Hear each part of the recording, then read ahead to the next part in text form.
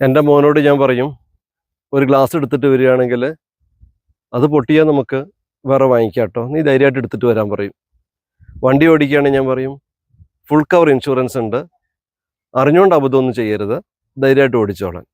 അപ്പോൾ എന്ത് വന്നാലും അതിനൊരു പ്രതിവിധിയുണ്ട് എന്നാണ് ഞാൻ പറഞ്ഞു കൊടുക്കാറുള്ളത്. അതിനൊരു കാരണമുണ്ട്.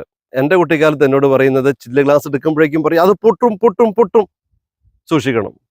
ഒരു ഗ്ലാസ് ഉപ്പ് ചില്ല് ഗ്ലാസ്സിൽ അടുത്ത വീട്ടിലേക്ക് കൊടുക്കാൻ പറയുമ്പോൾ, അല്ലെങ്കിൽ വാങ്ങിക്കൊണ്ടുവരാൻ പറയുമ്പോൾ പറയുന്നൊരു ആൻസർ ഉണ്ട്, ഇത് സൂക്ഷിക്കണം, ഇത് ചില്ല് ഗ്ലാസ്സാണ്, താഴെ വീണ പൊട്ടും, പൊട്ടിക്കഴിഞ്ഞ് എൻ്റെ കയ്യിൽ വേറെ വാങ്ങിക്കാൻ പൈസയില്ല, അത്രമേൽ സൂക്ഷിക്കണമെന്ന്. അപ്പം ഞാൻ അത്രമേൽ കെയർ കൊടുത്ത് ഇങ്ങനെ വരുന്ന സമയത്ത് കാല് ഏതെങ്കിലും കല്ലിൽ തട്ടിയിട്ട് താഴെ വീഴും, ഉപ്പും പോകും, ഗ്ലാസും പോകും, ഒക്കെ പോകും.